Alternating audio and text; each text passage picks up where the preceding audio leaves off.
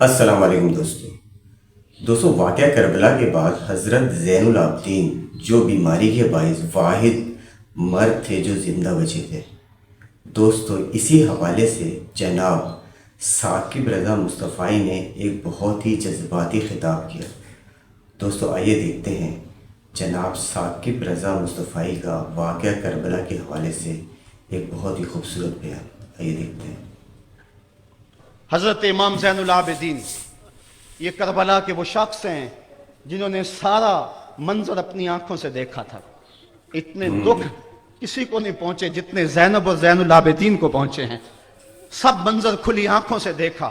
14 سال کی عمر ہے، بیمار ہیں، تاریخ بتاتی ہے اس کے بعد ساری زندگی حضرت زین العابدین نے ٹھنڈا پانی نہیں پیا۔ جب پانی پینے لگتے تڑپنے لگتے، کہتے مجھے سکینہ کی پیاس یاد آتی ہے، مجھے علی اصغر کا تڑپنا یاد آتا ہے۔ ساری زندگی پھر ٹھنڈا پانی نہیں پیا۔ حضرت امام زین العابدین نے یہ سارا منظر کھلی آنکھوں کے ساتھ دیکھا تھا، اور پھر آپ نے دمشق کے بازاروں میں بھی اور کوفے کی گلیوں کے اندر بھی سروں کا یہ قافلہ اپنی قیادت کے اندر جو ہے وہ گزارا تھا۔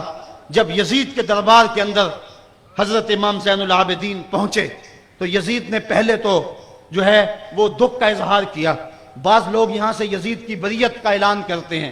یہاں کسی نے بڑی خوبصورت بات کہی کہ قاتل کی پشیمانی مقتول کی اہمیت کو تو بڑھا سکتی ہے، لیکن اس کے دامن سے قتل کے داغ کو نہیں دھو سکتی۔ تو اس نے یہ سب کچھ کیا، یہ بس اس کے ٹسوے تھے جو وہ بہانے لگا، لیکن بعد میں اس نے حضرت امام حسین رضی اللہ تعالی عنہ کے دانتوں کے اوپر جو ہے وہ چھڑی مارنا شروع کر دی۔ تو حضرت ابو برزہ اسلمی صحابی رسول وہاں موجود تھے، وہ کھڑے ہو گئے، اٹھ کے بدن کانپتا ہے ان کا، کہنے لگے ظالم ارفع قدیبہ کا، یہاں اپنی چھڑی ہٹا لے۔ میں نے اپنی ان آنکھوں سے دیکھا ہے کہ کان رسول اللہ صلی اللہ علیہ وسلم یلسمہ، حضور نے ان ہونٹوں کو خود چوما ہے۔ تو یہ کہہ کہ آپ دربار سے نکل گئے اور روتے تھے، اور آپ کے بدن پہ کپڑی بھی تاری تھی۔ بعد میں یزید نے کہا حضرت غلطی ہو گئی، اور یہ میں نہیں چاہتا تھا، بتائیں آپ کی کوئی شرط ہو۔ تو آپ نے فرمایا میری 4 باتیں مان لو۔ ان 4 باتوں میں ایک بات یہ تھی کہ سر حسین اور سر شہیداں ہمارے سپرد کر دو تاکہ ہم کربلا جا کے ان کی تدفین کر سکیں۔ دوسری یہ تھا کہ ہمیں مدینہ حفاظت سے پہنچا دو۔ تیسری شرط یہ تھی کہ مجھے جو ہے وہ جمعہ کا خطبہ دینے کی اجازت دو آج دمشق جامع مسجد کے اندر۔ چوتھی بات آپ نے یہ فرمائی کہ قاتلان حسین جو ہے وہ میرے سپرد کرو۔ اس نے کہا ہاں کون ہے قاتل حسین کا؟ لوگوں نے کہا خولی ہے۔ خولی نے کہا میں نے قتل نہیں کیا، یہ سنان بن انس نخی نے کیا ہے۔ سنان بن انس نخی کو کہا ہاں تو بتا، کہنے لگا میں قتل کیوں کرنا تھا، یہ تو شمر ذی الجوشن نے کیا ہے۔ شمر ذی الجوشن کو کہا تو بتا، کہنے لگا میں نے قتل نہیں کیا، میرا کون سا حسین نے کچھ بگاڑا تھا، قتل اس نے کیا ہے جس کی حکومت کو خطرہ تھا۔ تو یہ ہے وہ ہے قاتل حسین کا۔ اب یزید کہنے لگا تمہاری یہ شرط تو میں پوری نہیں کر سکتا، یہ بات تو پوری نہیں کر سکتا، اب خطبہ دے لو۔ اب حضرت امام زین العابدین خطبہ دینے کے لیے کھڑے ہوئے۔ خطابت تو اس گھر کی لونڈی ہے، جب یہ بولتے ہیں تو حکمت کے موتی دولتے ہیں۔ جو ہی امام زین العابدین کھڑے ہوئے، 14 سال عمر ہے اور دمشق کی جامع مسجد ہے، یزید بھی بیٹھا تھا، یعنی سلطنت بھی تھے، عوام کا بھی ہجوم تھا۔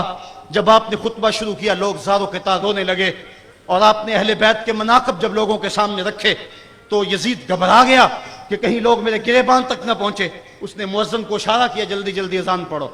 تو جب اس نے کہا اللہ اکبر اللہ اکبر، تو حضرت شہزادہ زین العابدین نے کہا کہ اس کے اندر کوئی شک نہیں کہ اللہ سب سے بڑا ہے۔ جب شہادتین کا کہا اشہد ان لا الہ الا اللہ، حضرت امام زین العابدین نے اس کے جواب کے اندر کہا ہاں ہاں اللہ کے علاوہ کوئی معبود نہیں ہے، اس کی گواہی ہم نے خون سے دی ہے، ہم نے اپنے لہو سے دی ہے اس کی گواہی۔ اور پھر اس کے بعد جب اشہد ان محمد رسول اللہ پہ لفظ آئے تو حضرت امام زین العابدین نے کہا یزید دیکھ اب اذان کے اندر تیرے نانے کا نام ہے یا میرے نانے کا نام ہے؟ آج بھی منبر پہ میرے نانے کا نام ہے۔ تو یزید مر گیا، اس کا نام مر گیا، اس کا تشخص مر گیا۔ حسین کل بھی زندہ تھا، حسین آج بھی زندہ ہے، حسین کربلا کے تپتے ہوئے ریگزار میں بھی زندہ تھا، کوفے کے بازار میں بھی زندہ تھا، اور دمشق کی جامع مسجد میں بھی زندہ تھا، مدینے میں بھی زندہ، مکے میں بھی زندہ، काबुल में भी जिंदा, कंधार में भी जिंदा, किला जंगी में भी जिंदा, तोरा बोरा में भी जिंदा, मोसुल में भी जिंदा, बगदाद में भी जिंदा, गजा की पट्टी में भी जिंदा, फलस्तीन में भी जिंदा। आज हुसैन की जिंदगी और हुसैन का बाकपन दुनिया को बता रहा है, बुश को बता रहा है, तेरे मुंह पे तमाचा हुसैन मारेगा। जमाना बताएगा कि हुसैन कल भी जिंदा था, हुसैन आज भी जिंदा है। हुसैन की फिक्र लेके उठो और पूरी दुनिया पे छा जाओ। तो दोस्तों ये थे जनाब साकिब रजा मुस्तफ़ाई जो वाक़या करबला के बाद होने वाले चंद वाक़यात का जिक्र कर रहे थे। दोस्तों एक और नई रिएक्शन वीडियो के साथ इंशाअल्लाह दोबारा हाजिर होंगे। जब तक के लिए इजाज़त दीजिए। अल्लाह हाफ़िज़।